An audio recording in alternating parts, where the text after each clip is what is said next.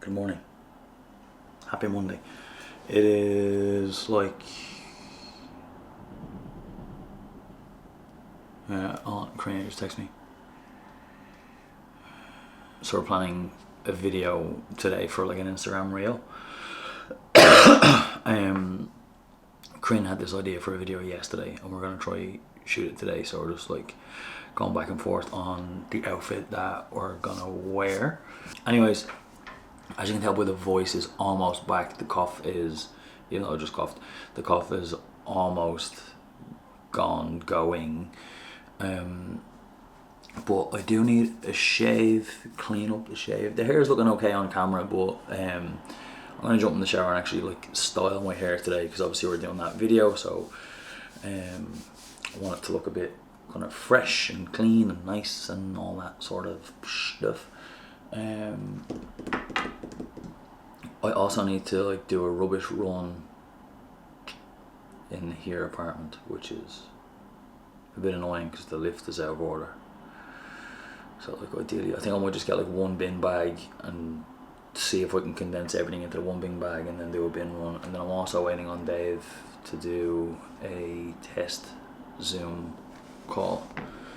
I think he said 11:30.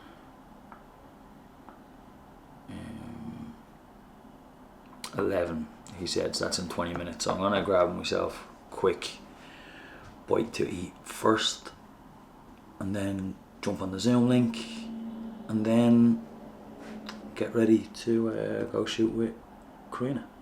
So breakfast is done.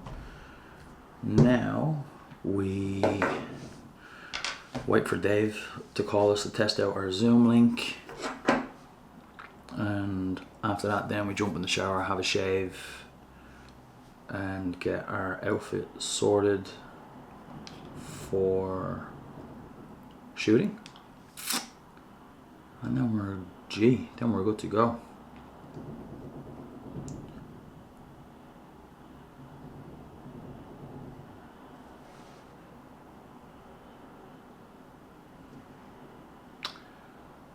Starting off to be a productive day. Okay, time to shower and shave. Okay, I wonder if I can prop you where you're not gonna fall. Stay.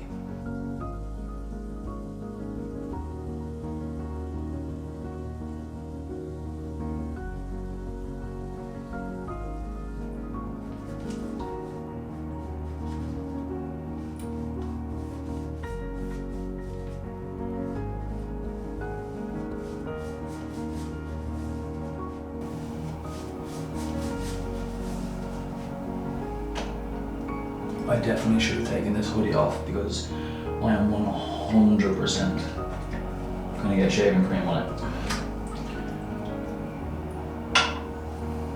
And if I don't, it's a miracle. But it's too late now, because if I take it off now, then I'm definitely getting shaving cream on it, so. We just gotta crack on. We'll do the neck first to try avoid getting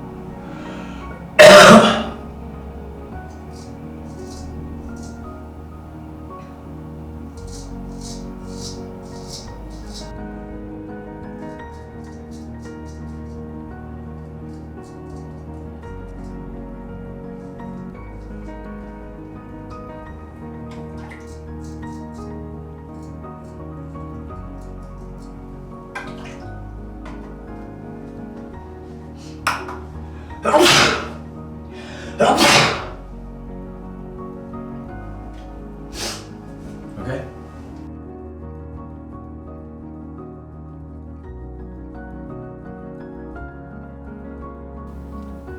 You know, I can't find my round brush, so vent brush will have to do.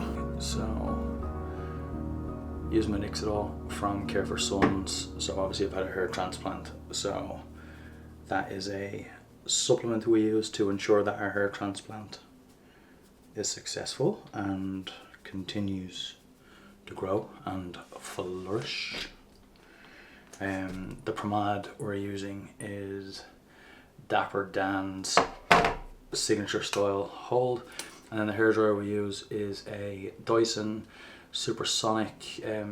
Just because of the heat protection technology that's in here, it means that I'm not putting too much heat on the hair and potentially damaging it. And then the nozzle I'm using is actually the Pro Salon nozzle. So when you buy this, you don't get this, you get a standard nozzle. I kind of copped this, forced them to give it to me when I was at Electric Picnic last year, and they kindly did so.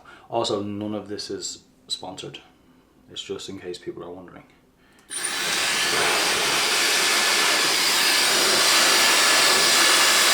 And just like that, the hair's done. And we're having a decent hair day. So now, iron clothes and get dressed.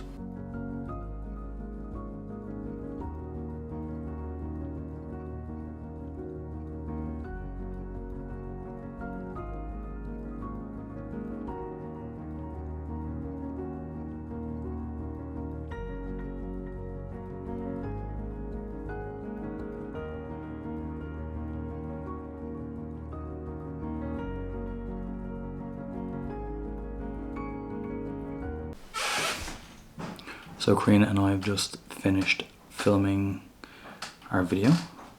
We think it came out well. We haven't reviewed the footage back fully yet, but now we're going to get a little bit of lunch.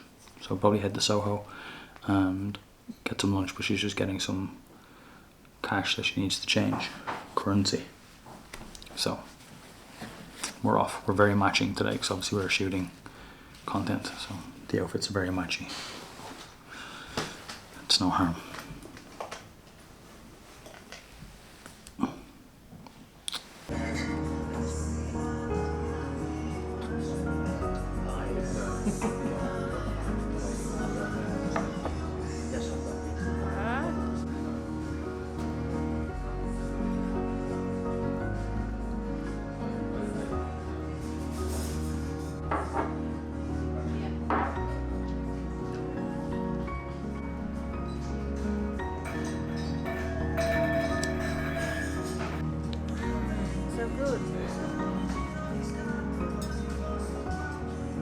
I'm imagining that I'm in Italy. You're imagining you're in Italy? There is summer. And it's there's two types of people. People that eat ice cream or sorbet at a normal rate. And then there's... And people who are like... people like me.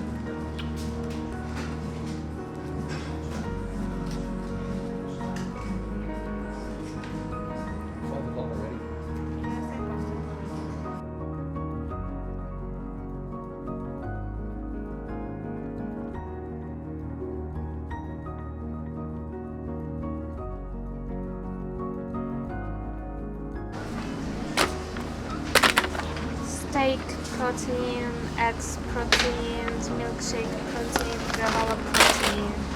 Greek yogurt protein. Yeah. Want it.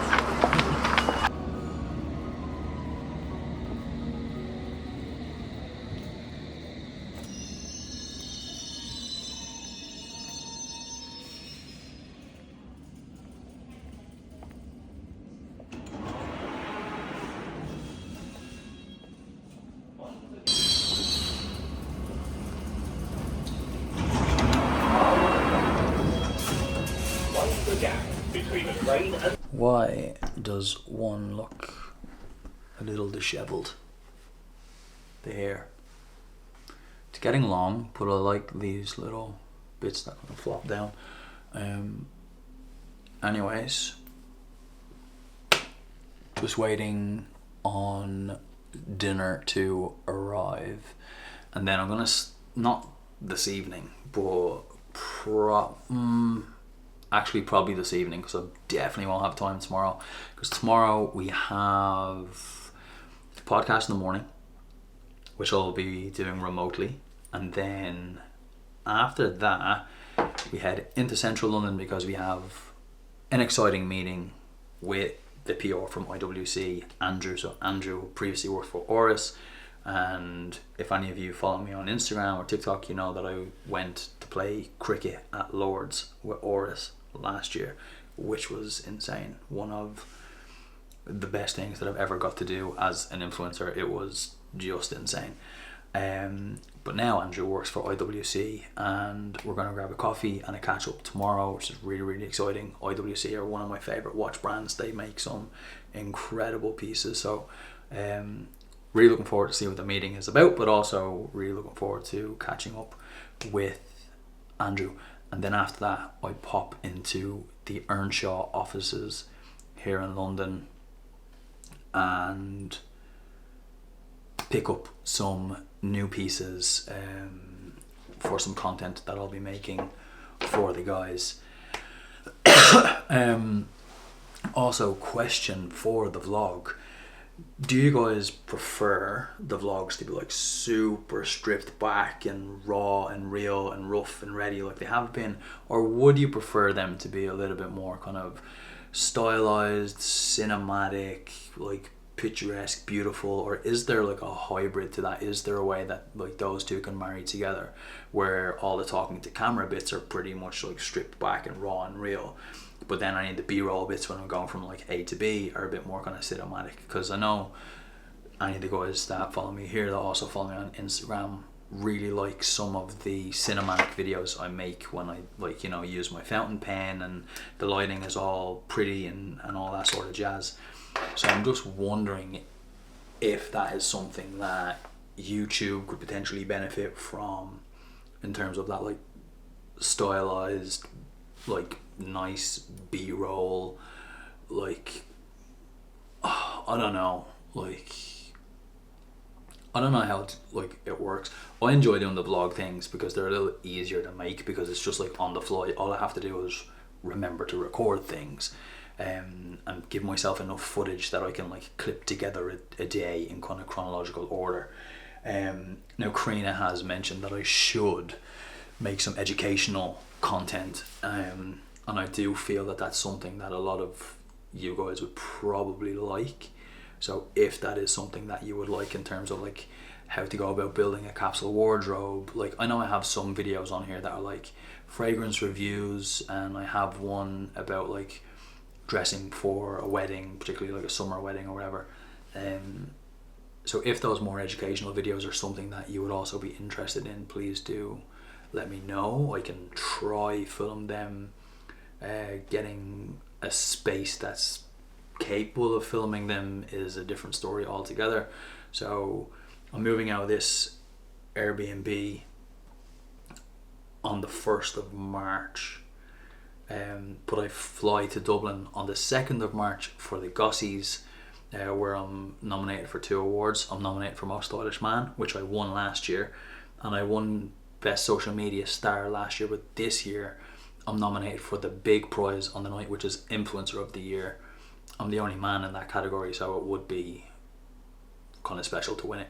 But that's besides the point. By the time this vlog comes out, the voting will be closed. I've not mentioned it on the vlog, I've been mentioning it on Instagram a little bit. But I fly back to Dublin on the 2nd for my friend Rose's birthday, and then the Gossies that night, and then I have a meeting with, you would have seen it in previous vlogs, about the jewellery, like all this here silver jewellery. I have a meeting with my supplier for those guys, as official samples are arriving and the branded boxes are arriving, so we need to like finalize those, make sure that we're happy with them before we go ahead and pull the trigger on them. And then what else do we have to do? We have a dating games podcast recording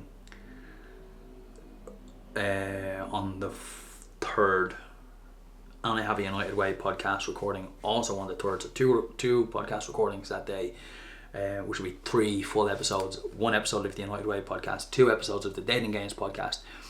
Then I have the rest of the 3rd pretty much free, or I think that's actually the 4th.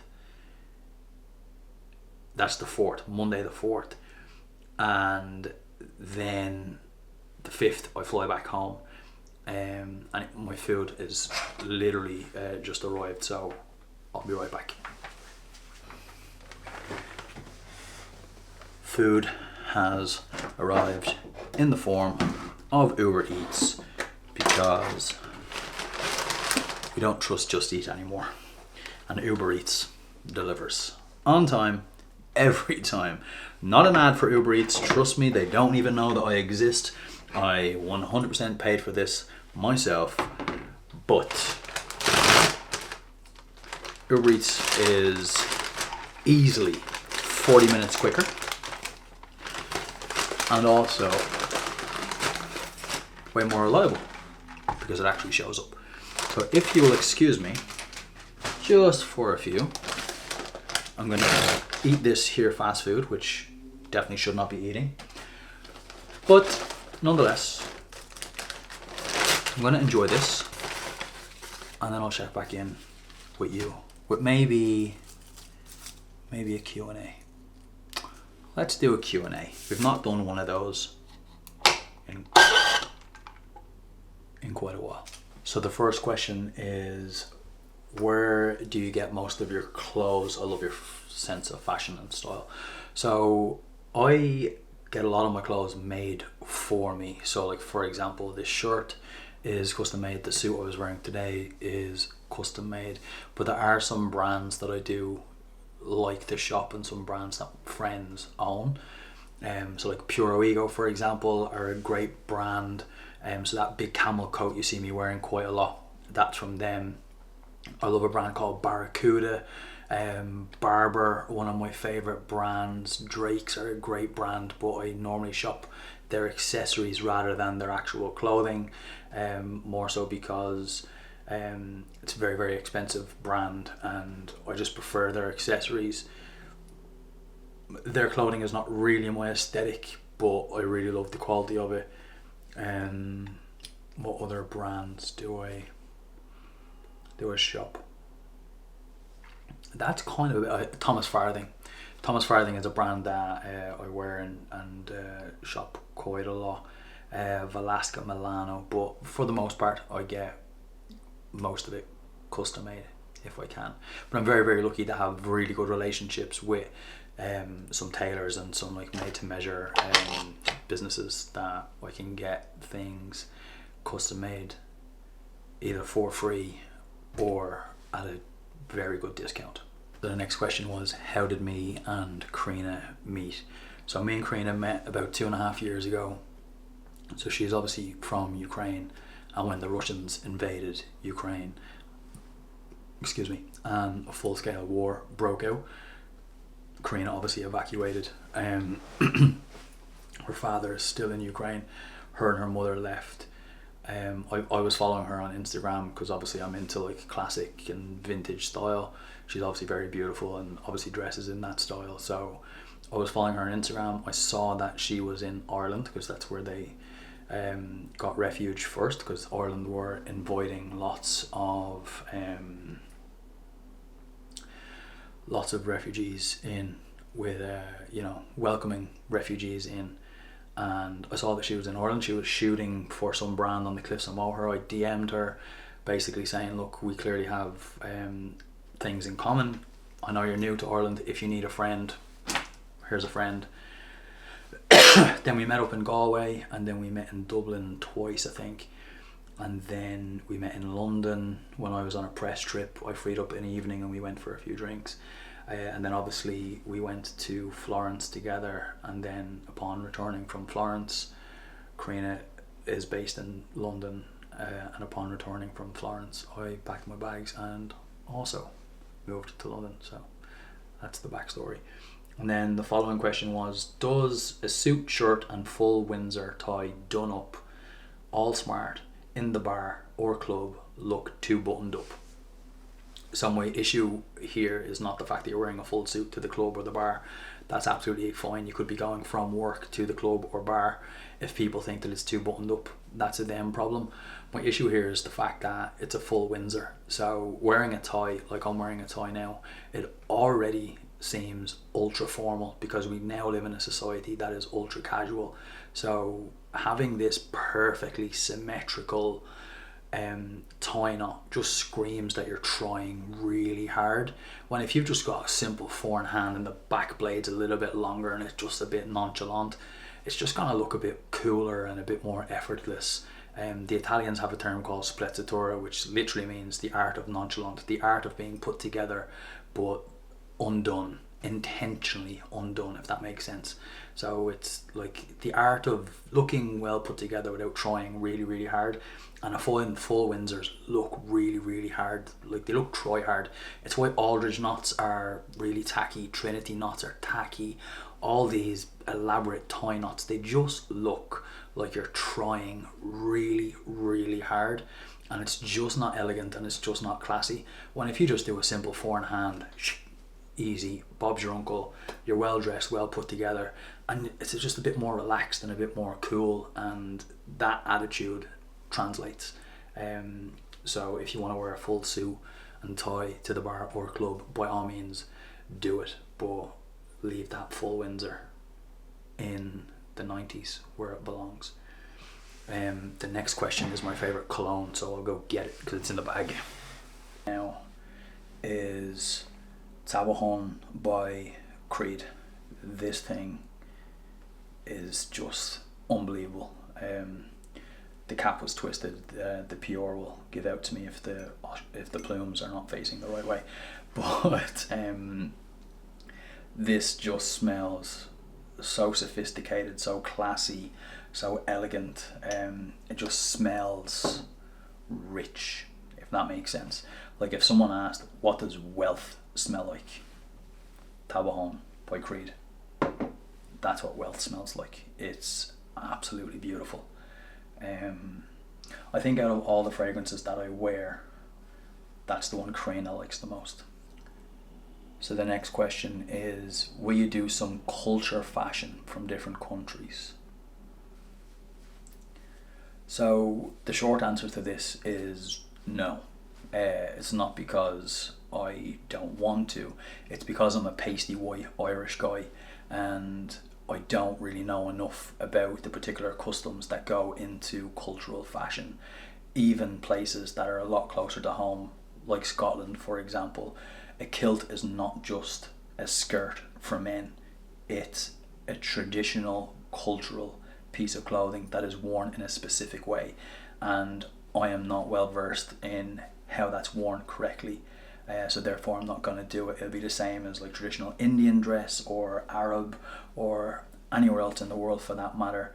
I don't think it's appropriate for me to wear it and show it off and not do it justice because I don't actually understand the significance behind those garments. Next question is, best watch according to your choice.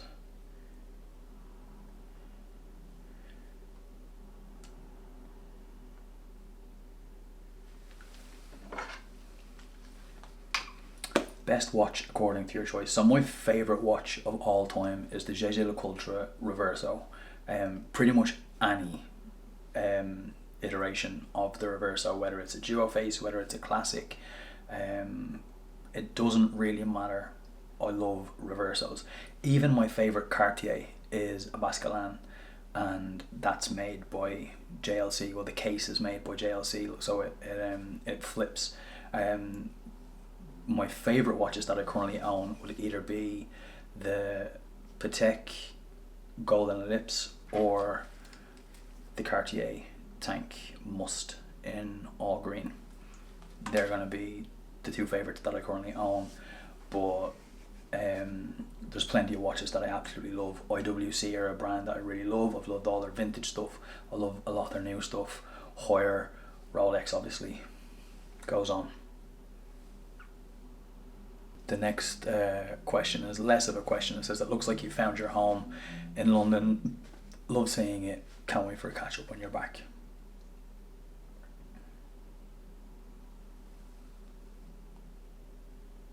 So this is from my friend Emma.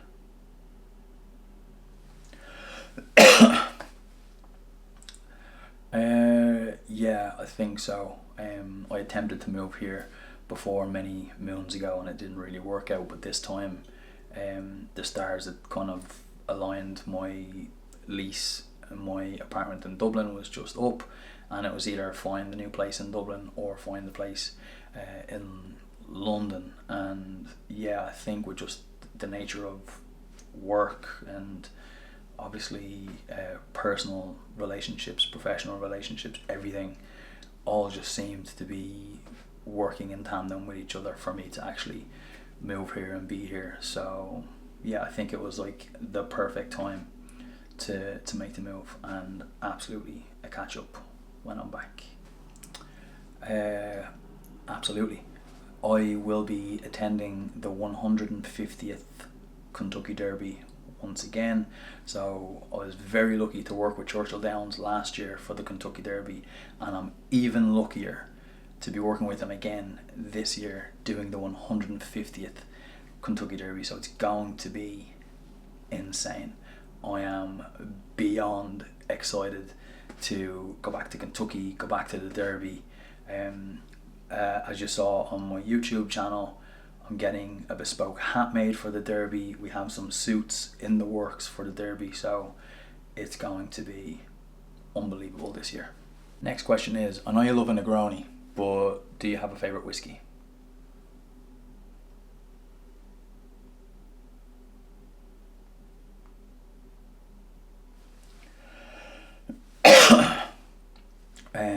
Yes, of course, I love a Negroni. So much so that sometimes when I go to a bar and the bar staff know who I am, they give me a Negroni before I've even ordered a drink, which I don't know if that's good branding on my behalf or whether I have a problem. But anyways, favourite whiskey. I wouldn't be a massive whiskey drinker, but I do enjoy whiskey as much as the next person. I love whiskey based cocktails, like a whiskey sour is absolutely amazing.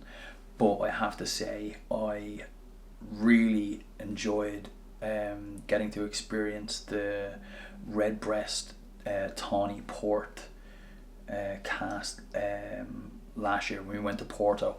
That was amazing. I have a little bit of a sweet tooth, so those kind of sherry notes coming through the whiskey was absolutely beautiful. So if you've not tried that, I would recommend. Question is, what is freedom to you?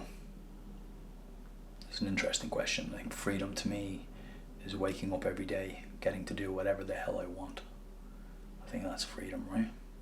I think freedom is getting to wake up every day and doing something that you love, something that you enjoy, having new opportunities, exciting opportunities, and then the freedom to say no and turn down things that you don't want to do.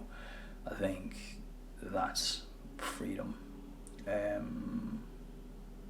Yeah, I think that answers that question. Next question is, have you had an I made it moment? Have I had an I made it moment? I would say no. I don't think I ever will either. I think this term, like, I've made it, signifies that there is like a finish line somewhere. There's like an end that you're striving to get to, or whatever. So I would say no, and I don't think I ever will. There's been a lot of surreal moments, like getting to work with Manchester United when like my dad is from there. My dad grew up in Manchester, and getting to collaborate with the club, a club that I've grown up supporting and loving my entire life, and the fact that they even know that I exist is absolutely mental. But I don't think I'll ever have an I've made it moment. I think the second you do that, you're going to probably go backwards because you've reached your finish line. So the next question is, if you weren't an influencer, what would you be doing for a living?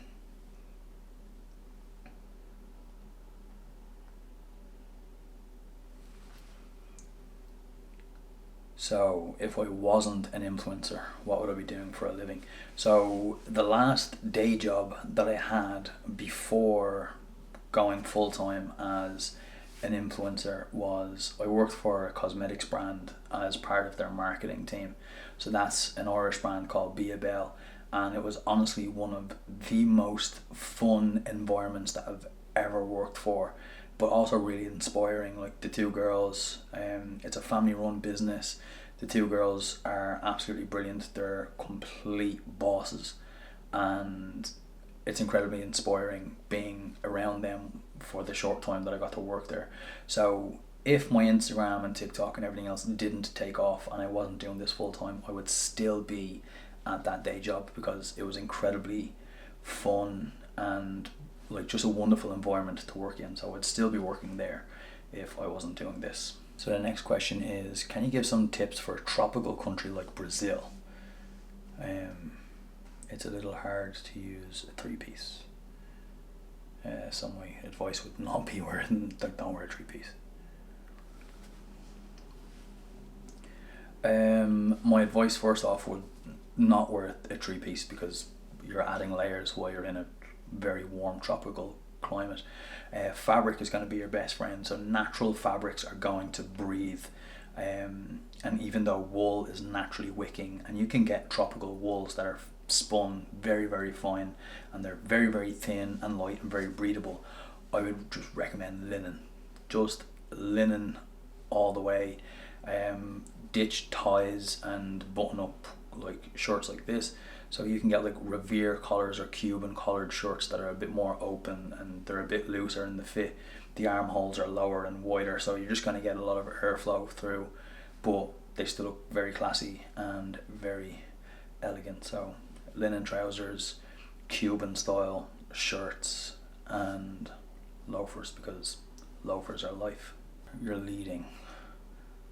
Love the content.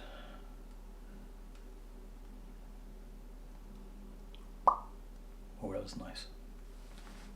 My friend Abby does that.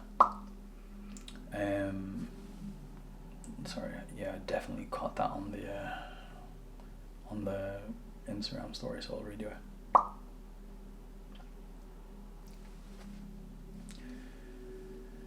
My biggest ambition is, I don't know, like launching my own brand. So last year we launched Rafo, which was a limited run of neckties, and we had some other accessories like braces and pocket squares and stuff. So this year we're going to relaunch that, and it's going to be bigger, and it's going to be a much bigger project. So that is a huge ambition. We've got other things in the pipeline. So my ambition is to have an actual brand, like not only a personal brand that you see here on the internet, but an actual tangible brand, products that people can buy and you can obtain the style that I portray, but you can get it at an affordable price point. I think that's my biggest ambition, I think. Who is your top inspiration? My top inspiration, I wouldn't say I have one specific person.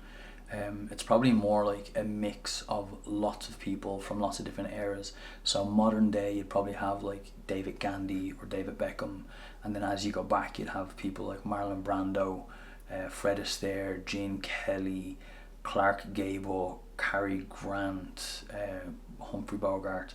like just that like classic ultra masculine silhouettes that you would have got from the 20s, 30s, and probably, in my opinion, from my particular style, the 1940s.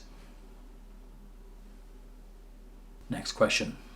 What is your opinion on Cartier watches?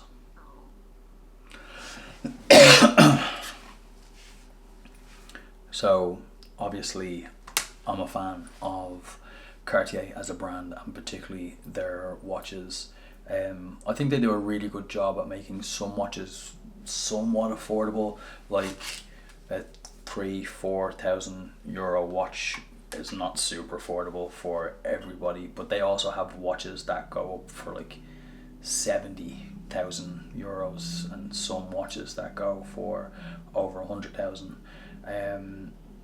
So I think they do a really good job at catering to like both extremes of the market, if that makes sense, while still maintaining being a luxury brand and a luxury product.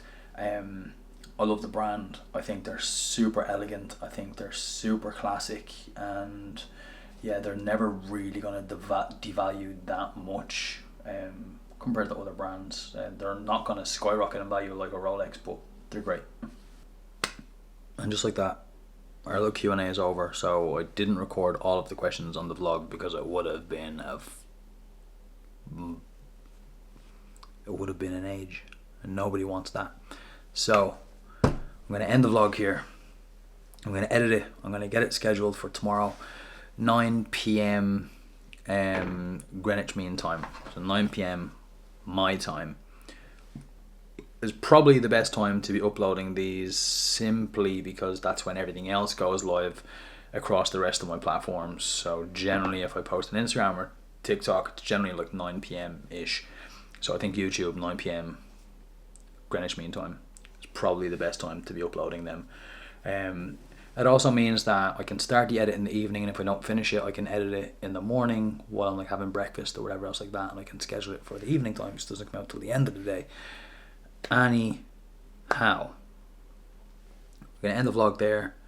I'm going to edit it, get it scheduled, and then get to bed, because in the morning we have our United Way podcast, and then we're off to Central London for 2 meetings, one with IWC watches, and then the second one into the Earnshaw offices to pick up some timepieces from them, and then meet Karina, because we shot a video today, and as I said earlier in the vlog, we had an idea for a video, and I'll kind of show it here. So this was the idea, where it's like I text her and saying I don't see you, and then she launches herself at me, right? Which is very, very cute. So that was the idea for the video, but we both feel that it could have been executed better. The camera settings weren't perfect. The lighting wasn't perfect, and the location wasn't really great, and the weather also was not ideal. Like, both of us were frozen and being blown to smithereens. So we're going to reshoot that video, and then maybe 1 or 2 other more for socials while we have the opportunity to do it tomorrow. So we have a busy day tomorrow because we have 2 meetings, and then we're going to shoot fresh content with Karina, and then I have to run to a bank machine and take out money for rent, because adult things. Anywho, thank you so much for watching. Thank you so much for liking, watching, subscribing, all this sort of jazz. If you know someone who you think will like this content, please share it to them, because I'm really trying to grow this channel as big as I possibly can, and just pumping out content regardless. But remember the questions that I asked earlier on. If you prefer more kind of stylized cinematic kind of content, or if you like these like stripped back vlogs, do you think I should implement a couple of educational videos in here and there?